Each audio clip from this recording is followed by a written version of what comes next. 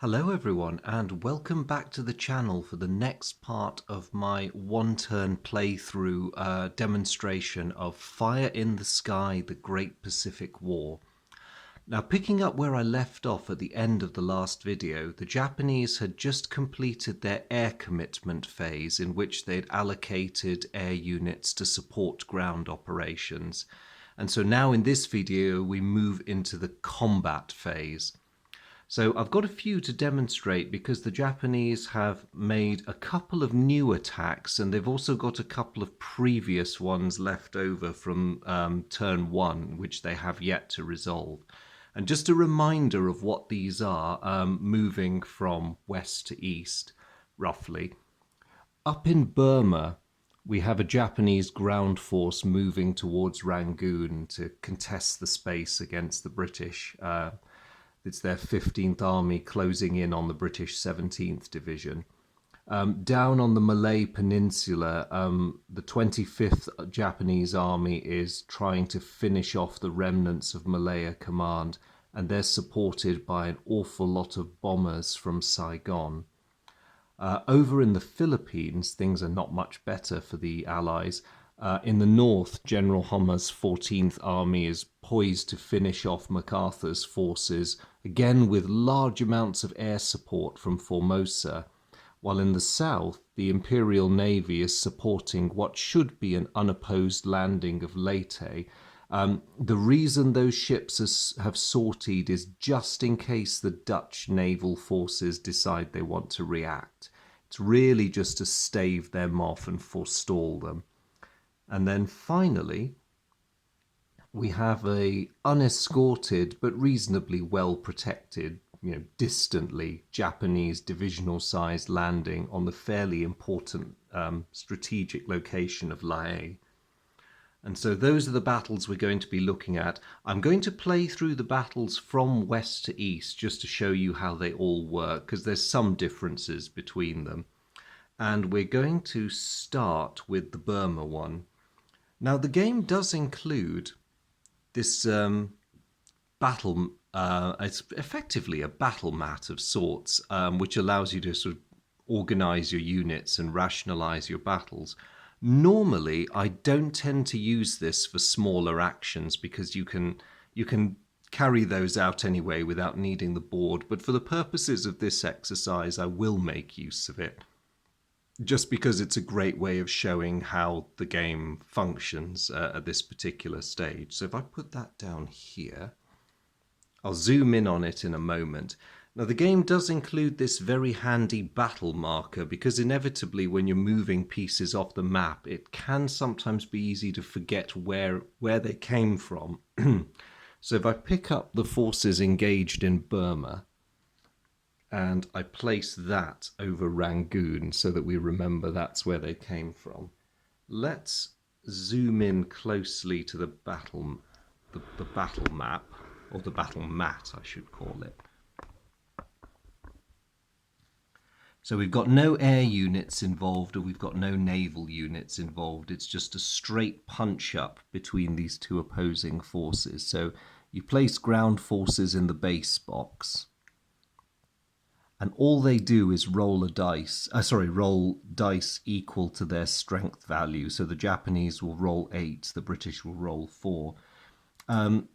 This being a very high-level grand strategic game, there are no terrain modifiers. The only modifiers for ground combat, if you include the optional rules, excuse me, is that if one side has naval superiority, then the other side is considered to be out of supply, even if they have a land connection. And that reflects the difficulty in getting, in this theatre, in getting each side all of the supplies they needed without maritime support. And I think anyone who's been to certain parts of Burma and seen the terrain would probably agree with that. However, the Japanese have no naval support with them. I mentioned the US Marines modifier, or at least I think I did. That's a +1 bonus to the dice roll that applies when the US Marines are conducting an amphibious landing. But for the purposes of this action, where it's just the Japanese regular army versus their British opposite numbers, it's merely a straight roll-off. So the Japanese roll their 8 dice. I'll just do that for them now. And they get 4 hits in total. The British can retaliate by rolling 4 dice, which they'll do now. And they get 2 hits. So the Japanese have got 4, the British have 2. You then compare the number of hits to determine the damage. Attacking units in this game, or the units belonging to the phasing player, are never damaged if their attack goes awry, if the defender rolls more than they do. That has to wait for the defender's turn when they become the attacker in their own phase. So the Japanese have outfought the British on this one, but they've not necessarily destroyed them, because the way damage is calculated, if the attacker got fewer hits than the defender, then nothing happens. If the attacker got more hits than the defender, but it didn't get more hits, they didn't get more hits plus the defender's strength, then the defending counter is flipped. If the attacker gets total hits in excess of the defender's hits plus their strength, then they're eliminated straight away. So let's say the Japanese had tons of support available, and in this particular situation, they had scored a total of 10 hits. That would have wiped out the 17th Division. As it is, 4 hits on 2 hits is... it exceeds the defender's hits, but it doesn't exceed 6, which was their hits plus their strength. So the defending unit is flipped. And what this means in practice is that the 17th Division is on the ropes. A reduced strength unit with a bracketed number cannot initiate attacks.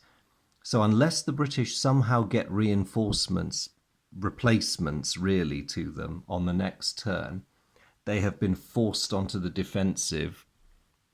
The only consolation the British have is that it means Rangoon has not fallen. And that is the end of the combat for Rangoon. The Japanese were hoping to bag an easy victory point by seizing it this turn, but they have not managed to do that. So let's now move southward to the Malay Peninsula, where a rather sorry-looking remnant of Malaya Command is trying to hold out against the Japanese. Of course, the still fresh 25th Army is poised to finish them off. And what's worse is they have got 8 air points in neighbouring Saigon pitching in. Now, because they're going from one hex to an adjacent hex, they count as long-range air. Now, put them in that box as a reminder. This is good news for the British because it means their air points are halved. So instead of having 8 air points, the Japanese only have 4.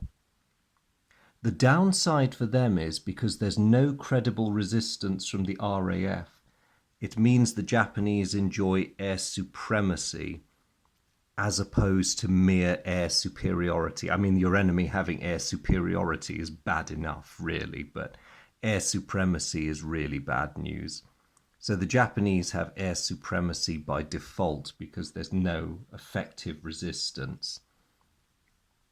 And because there are no air or naval targets on the board, the Japanese declare straight away that all of their available air points are going to be used to support the ground attack. Now, once they've made that declaration, the British do get to try a spot of anti-aircraft fire, which in the case of Singapore is quite high. Just give me a moment.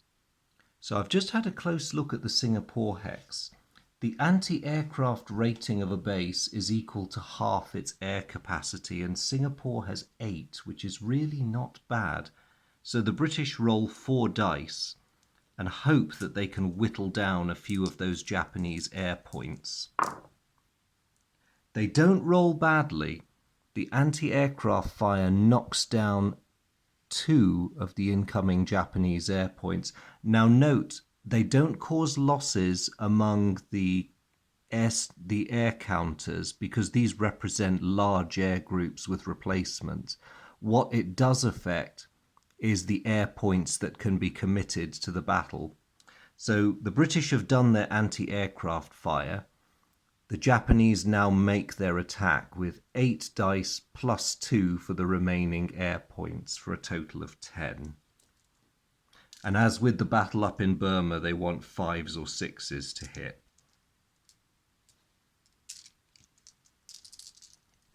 So they make their roll, and oh dear, that's a nasty result. The Japanese, under Yamashita's unfortunately very capable leadership, have scored 6 hits. The British, with only 4 dice, are going to attempt to offset that as much as they can. They score in a really odd parallel to what happened up in Burma. The British only rolled 2 hits. So the Japanese result would normally result in an undamaged unit flipping, but as the Malayan army is already on its last legs, resistance collapses, and as it did historically, Singapore falls.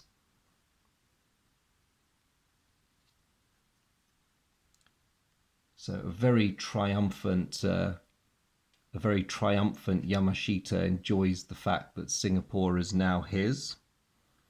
And because Singapore was a significant victory location, the Japanese victory points go up by 3. So they now have 8 of the 20 victory points that they need. So the battle is over. I've returned Yamashita to the map. The British Malayan army is placed on the turn track as a future reinforcement. And the Japanese air strength returns to Saigon. So that was a good battle for the Japanese. They gained a lot of points with the fall of Singapore. Let's move over to the Philippines, where a pretty much identical battle is being fought. So there's 14th Army in the base. There's the remnants of the US Army and their base. And from Formosa, the Japanese are bringing in 8 strength points. Now, I do apologize. I've just realized when I was placing the Japanese aircraft for the Singapore battle, I went and placed them in the Allied long-range air box. Silly me, that's red for a reason, so they belong down there. So as before, 8 strength points, but it's long-range air, so that reduces it to 4.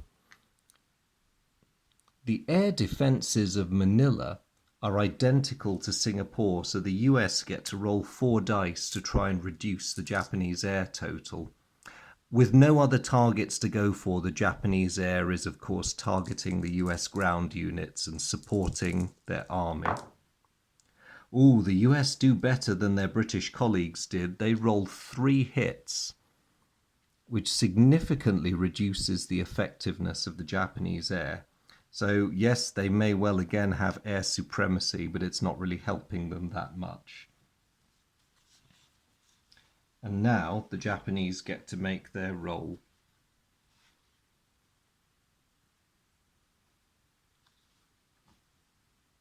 So they've got 8 strength points for the 14th Army, plus 1 for the aircraft.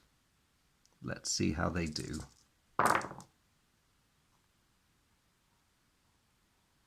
General Homma's men have rolled a total of 5 hits. That's not bad. The US Army has got 2. So again, we see the same result here as we saw in the battle for Malaya. The US forces in the Philippines crumble, unfortunately slightly earlier than they did historically.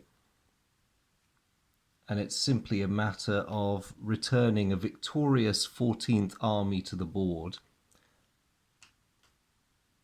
returning these aircraft to Formosa, and depressingly for the Allies, moving the Japanese victory point total up to 11. So they are well on their way. They're seizing all their crucial targets. The next theatre is Leyte, where Kawaguchi's brigade is going to be landed, covered by a mixed force of carriers, cruisers, and destroyers. I say carriers, it's really the light carriers, Shoho and Zuiho. The $64,000 question is, will the Dutch in Surabaya react to this? Now, on the one hand, they have the opportunity to foil a Japanese landing, although the odds will be very long against their success. On the other hand, are they willing to risk a possible defeat or disaster at sea, which will leave Surabaya open to invasion? Now, were I playing a long game, I would say the Dutch stay put, because Leyte, in a way, that the Japanese forces protecting the invasion force are too strong. Leyte is outside the Abda area of responsibility, and it would be incredibly remiss of the Dutch, and I'll show you what I mean by zooming back over here. It would be incredibly remiss of the Dutch to strip their naval defences away when they have a critical oil-producing region to look after. Leyte is of far less value, so while it's very painful that they can't do anything to help their American colleagues over there, it is perhaps militarily the more sensible choice. Certainly strategically it is. So Kawaguchi's boys land unopposed in Leyte, and the Japanese gain another victory point.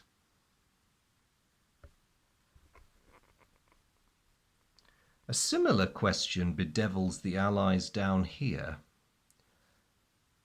because they do have a carrier force just down there, which is within reaction range. But one thing is going to stay their hand, and that's the presence of Japanese aircraft at Rabaul.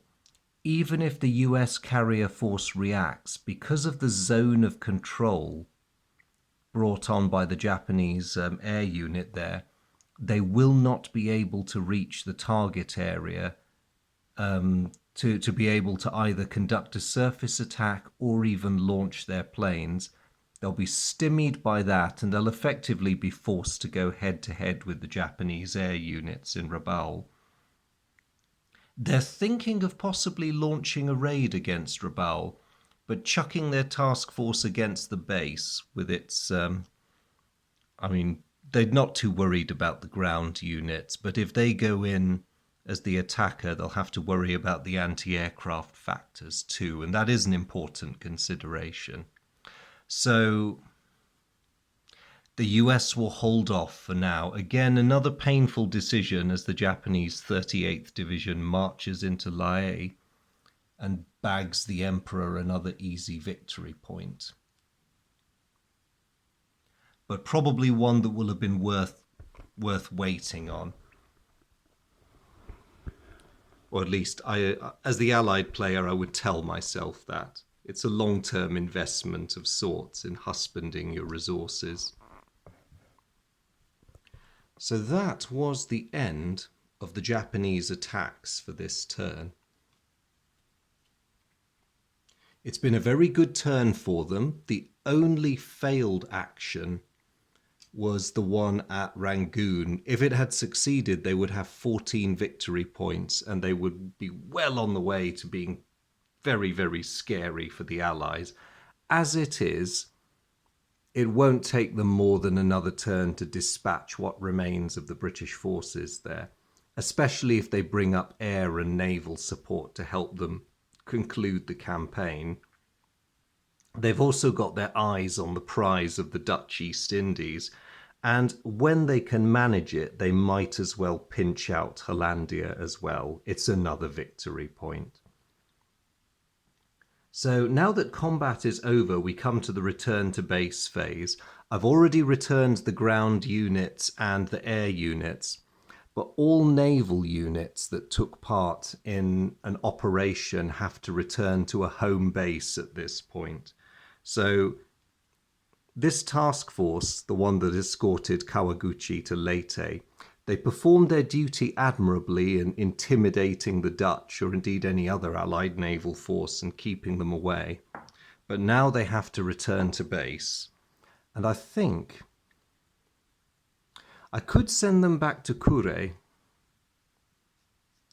or I could keep them in Yokosuka to maybe develop some fresh operations in the Central Pacific, maybe even feint on a future turn towards the Aleutian Islands, just to get the Americans worried.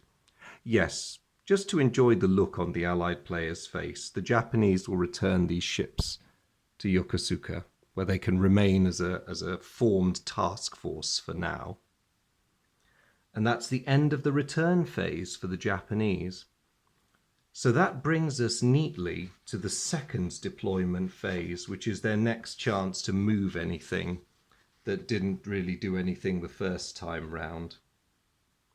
Now, usually the second deployment phase tends to be quite quiet. And the reason for that is that land and air units that moved and did things in the operational phase cannot deploy in this phase.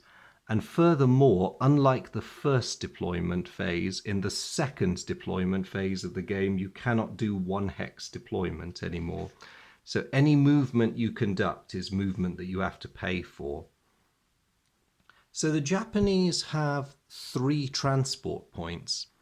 And they have a difficult decision to make now. Do they want to bring more naval units out, particularly to have reaction forces ready in case the Allies try anything? Or do they want to conserve those transport points to move some oil around when the time comes? I think if I were the Japanese player, I would keep an eye on the oil reserve. It's still looking quite healthy at 13 oil points, but once it starts burning down, it may be a bit it's very easy to suddenly find yourself short, so it is actually worth using all those remaining transport points next turn just to bring in some more oil. Those 3 points may well prove precious. So that is the end of the Japanese player's turn. We just come to the end phase and final tidy up. Nothing really needs to happen. In the optional rules, there is a difference between seizing a base immediately and needing a consolidation period in order to bring the base to full operational status. But that tends to only affect air units. And so none of the participating air units have actually landed in newly conquered air bases, so that's not a problem. There are no Japanese replacements counters on the board to disband. And the victory point adjustment that I'd tentatively done just as an aid memoir earlier on is now finalized. So the Japanese end the turn with 13 victory points. And we move over to the Allies. So just to zoom back in on the sequence of play, I won't do this too often because of the aforementioned vertigo. You'll see that the Allied sequence of play is largely identical to the Japanese one. It's almost a mirror image, except where the Japanese had a transport phase to deal with their logistics. The Allies, who don't have the same sort of concerns, have an economic warfare phase where they can try and nibble at those logistics. Now, how does this work in practice? I'll just zoom out again. You'll remember that both sides had submarine points, which get replenished every turn. Now, during the Japanese half of the turn, the United States could have used one of those submarine points to attack the task force that was supporting the Leyte invasion force. The reason I did not is I found through playing this game that the US and the Allies generally are far better served by keeping their submarine points for economic warfare. And so that's what I did. Both those US submarine points are now going to be committed to economic warfare this turn, because they'll be replenished soon enough anyway. So what happens in economic warfare is you end up with a straight fight. First of all, between any destroyers the Japanese may have committed to anti-submarine warfare. Now, as you can see, if you remember that box from the previous video, the Japanese convoy escort box, I did not, somewhat cockily, send any destroyers out for that duty. So effectively, Japanese merchant ships are undefended. So the Japanese get no anti-submarine warfare rolls, and the US simply gets to roll 1 dice per committed submarine force. They get a +1 bonus from turn 6 onwards, which lines up with January 1943, and that reflects greater numbers and improved torpedoes beginning to come on stream in the scope of that turn. But for the moment, they just need 5s or 6s. And I'm afraid they roll miserably. Had the United States scored 1 or 2 hits, the Japanese merchant pool would have shrunk by that number of hits. But as it is, despite the best efforts of the US submariners with their limited number of primarily old S-class submarines, nothing happens to the Japanese. They, in fact, they barely notice. So that concludes the economic warfare phase. Later in the game, the US does also have the option of using long-range strategic bombing against the home islands, but that option is only open to them when they occupy a base within 4 hexes of the home island. So effectively, once you have the Marianas, once you have Iwo Jima, that's when you can start rolling out the B-29s. But in the very early spring of 1942, that's an incredibly distant prospect. So moving on to the Allied reinforcement phase, it's very much the same as the Japanese equivalent. First of all, to reset everything,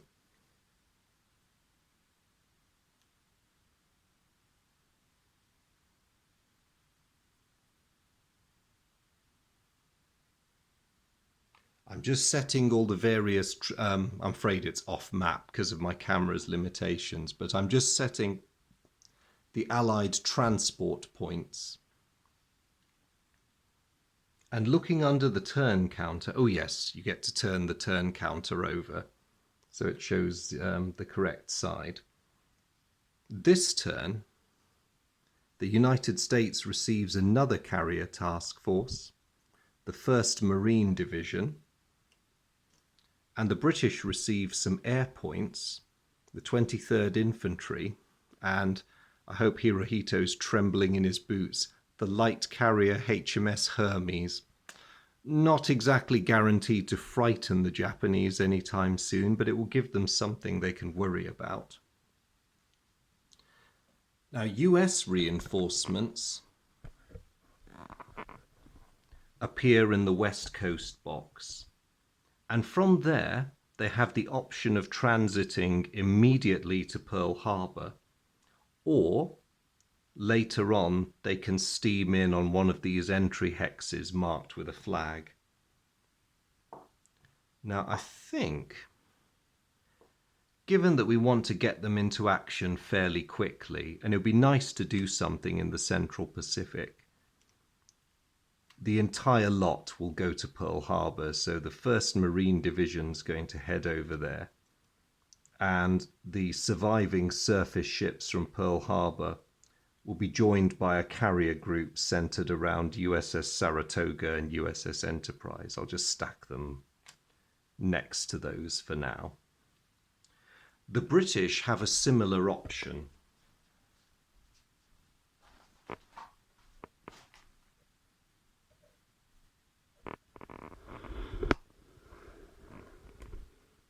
their forces arrive in the Indian Ocean ports box with the option of immediately transferring to Bombay. And I think they might as well do that.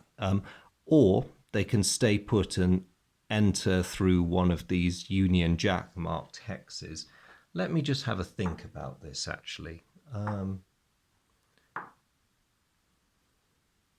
I think I'll send the aircraft to Bombay straight away.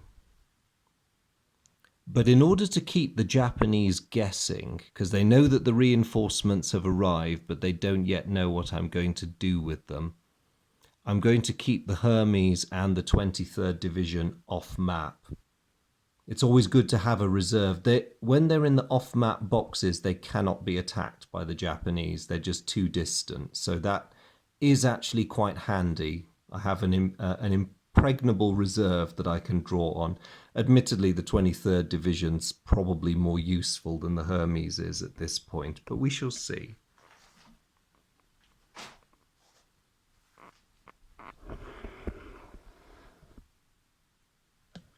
So come the first deployment phase, oh yes, the British, because they have an embattled unit over in Burma, this is probably a bit of a fool's hope, but they are going to attempt to get some replacements out there, but it's going to be very, very difficult, and they better pray the Japanese don't interdict them.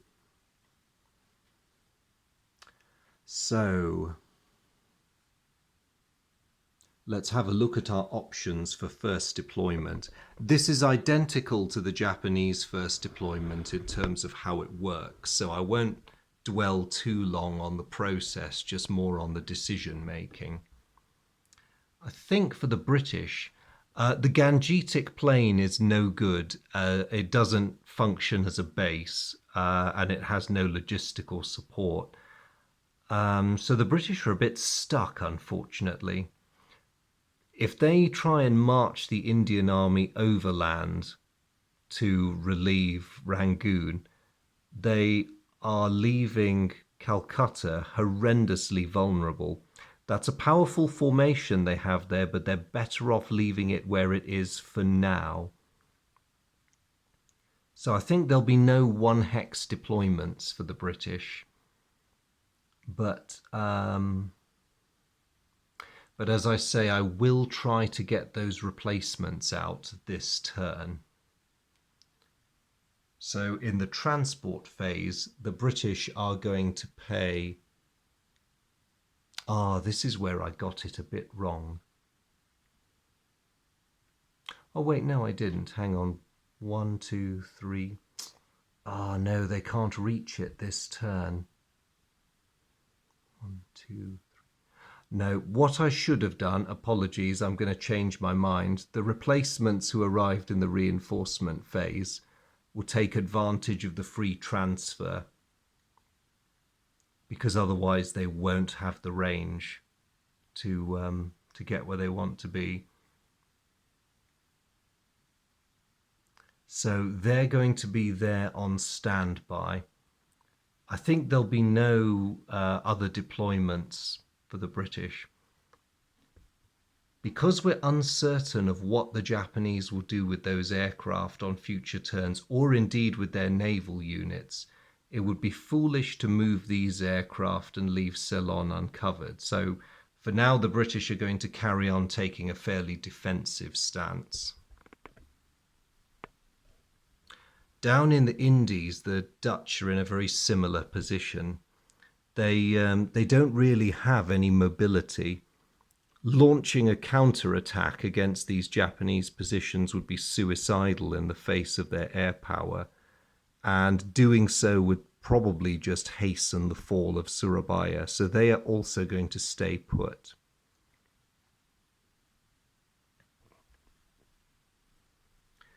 The US has some ideas about what they would like to do down here in the south, but nothing that involves the use of their logistical transport first deployment abilities at this stage. What they'd like to do is quite offensive in nature, but they also need to be cautious because, as they're all too painfully aware, Kido Butai, with all 6 of its glorious carriers, is sitting up there just waiting for them to make a move. And that could end quite badly for them at this stage. So they'll have to think about that. They also have the recently arrived forces at Pearl Harbor, but again, while it's tempting to throw nuisance raids into the Central Pacific, again, Kido Butai is sitting there in Truk Lagoon, just as the Japanese wanted, really. Just waiting for the Allies to make an ill-advised move. So the question for the US Navy is, do they want to keep their carrier forces dispersed in the South Pacific and the Central Pacific so that they could spend their time conducting nuisance raids, or do they want to try combining them with a view to perhaps having some sort of showdown with the Imperial Navy? And the other question to ask on top of that is it even a good idea? The answer is probably not. So that's going to be the end of the Allied first deployment phase. So nobody's really spent any transport points. Now we get operational movement. So going back to the British, the only operational move they're going to make is, let's see, 1, 2, 3.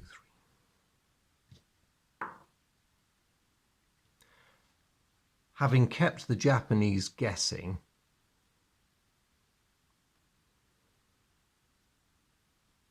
they've now decided that they are going to... No, that's not going to work. I was going to commit the Hermes to a ground attack, to a ground offensive, really call it a nuisance raid by her aircraft. But with only 1 air strength point, this light carrier is too weak to influence the outcome, and it's really not going to help. What I am going to do is use some transport points. The Commonwealth is going to spend 4 of them, moving these replacements 1, 2, 3, 4, where they can attempt to land.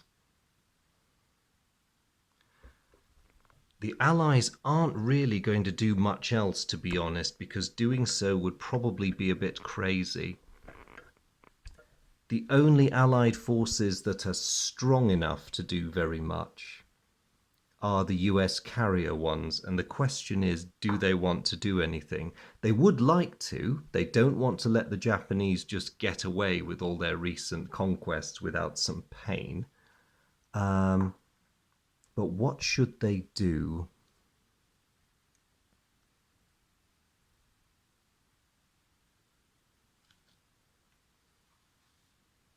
It is quite tempting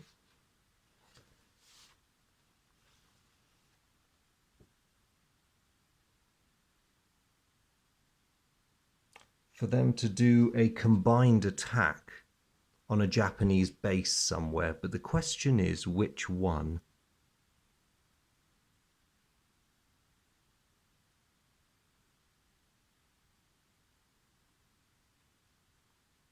Rabaul does suggest itself because they have air support there.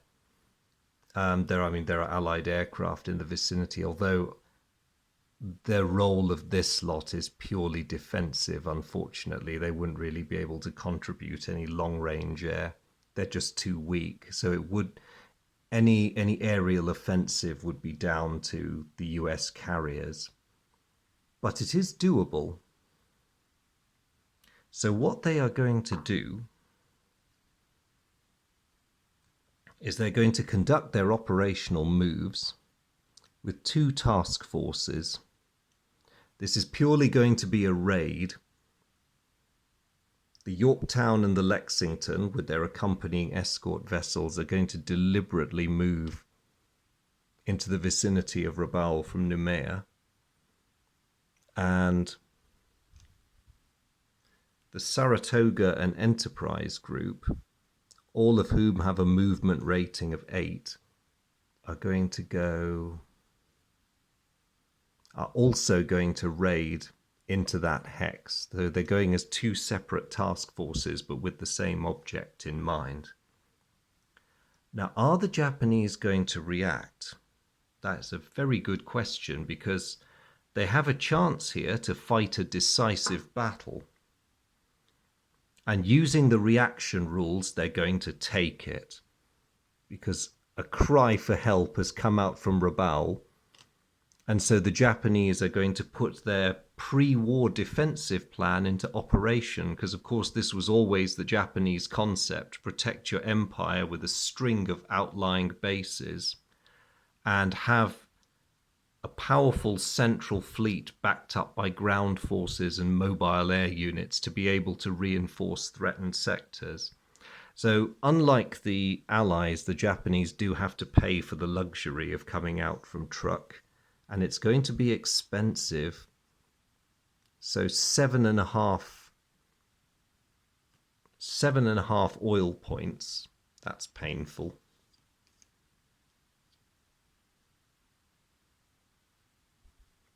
So the Japanese are down to 6.5 oil points. That was an expensive deployment. But that is all that's going to happen for either side. The US is certainly not going to be foolish enough to try any amphibious invasions this early in the war. They're not quite geared up for it yet. But they're taking a huge risk to see if they can actually defeat the main Japanese carrier force. And the Japanese have been brave, foolish, crazy enough to take up the challenge. So here we go. I'm just going to resolve the events up in Burma.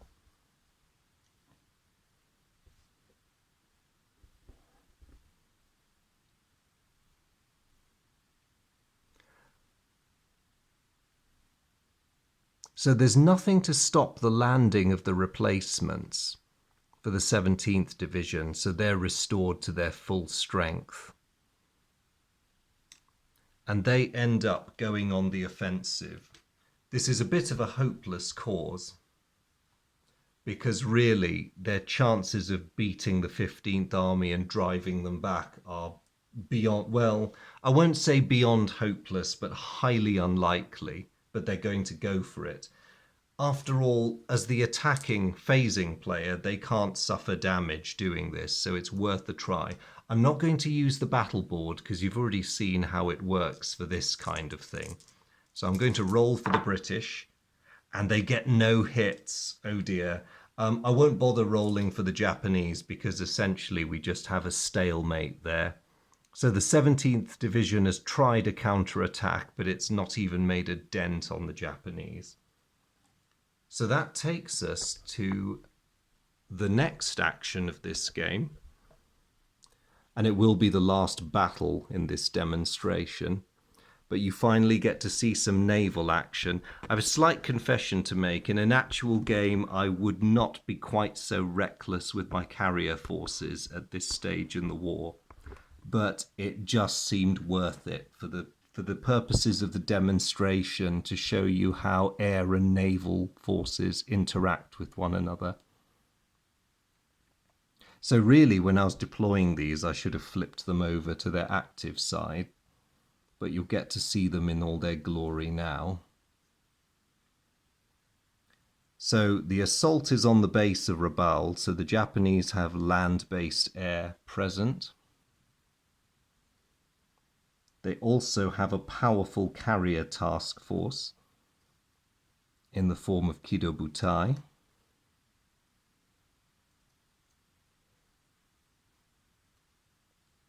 The United States has 2 separate carrier task forces.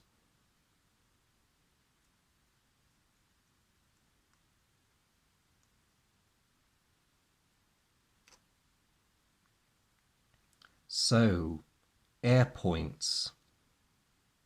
The US has a total of 8 with their 2 carriers. The Japanese have a total of 11 from their carriers, 13 with their land-based air, so that's a bit terrifying to start with.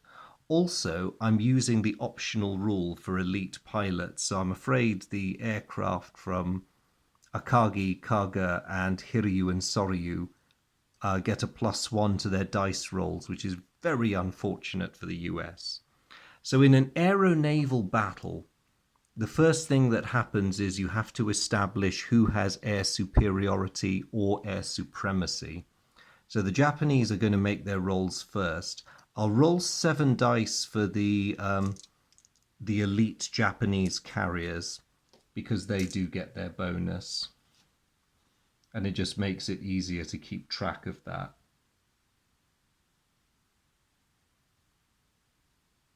So here we go. They didn't roll that well, but luckily being elite, they scored 5 hits there. And now let's deal with the rest of the Japanese air strength points.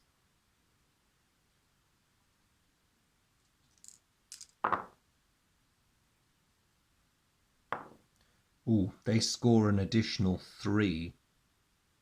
So the Japanese have landed, ouch, enough hits to actually render the US the US forces impotent aerially. They've put up that much of a struggle. The only hope for the US is that they inflict a similar amount of damage on the Japanese, and they're going to try to do that now. Unfortunately for the US Navy, they've only rolled 3 hits. So the Japanese air points are reduced to 10. So, unfortunately for the United States, the Japanese have air supremacy.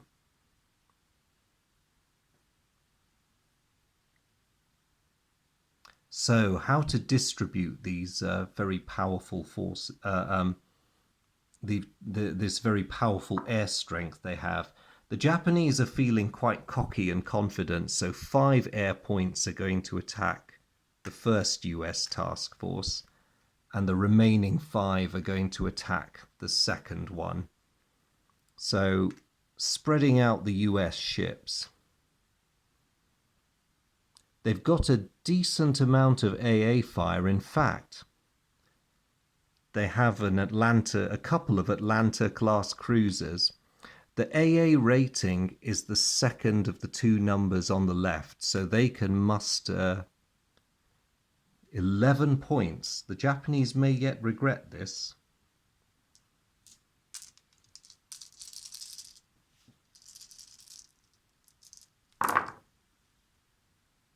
And one more. The US score 3 hits in total.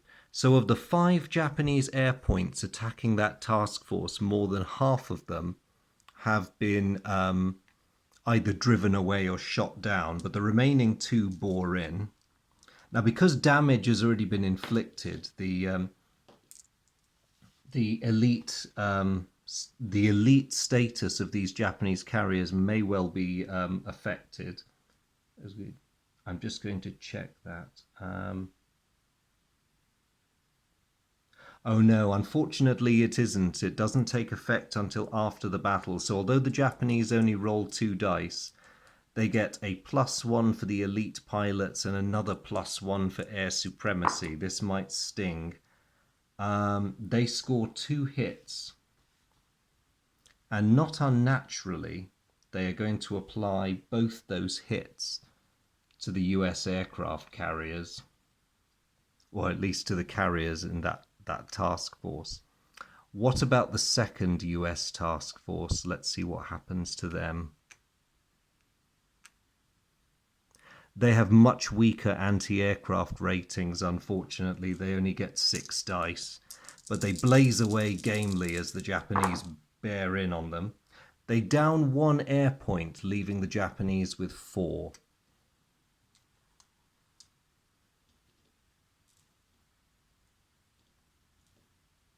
So the Japanese will make their attack with that terrifying +2 modifier. Ooh, and they score 4 hits. Now they wanted to be certain of their kill, so they're going to apply all 4 hits to the US carriers and ignore the surface ships for now.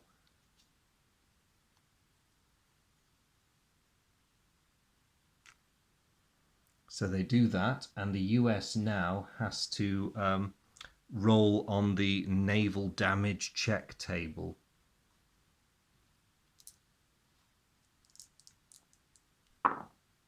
So doing them first, they've had 2 hits. I'm going to follow the optional rules for slightly more realistic damage, where you have to check each individual hit.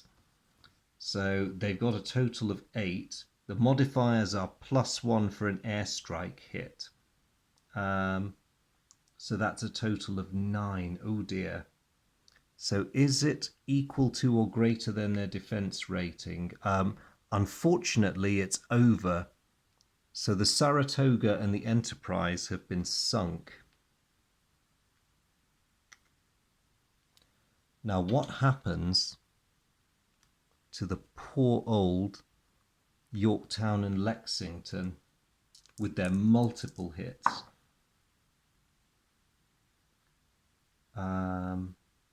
So they've just rolled a 9, which is not great. That's 10 for airstrike hit. Oh dear. Equal to or greater than defense rate, unfortunately.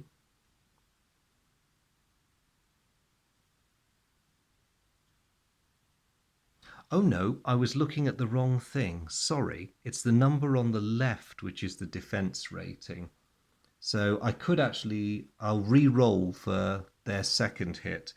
However, I didn't misread it on that one, so Yorktown and Lexington are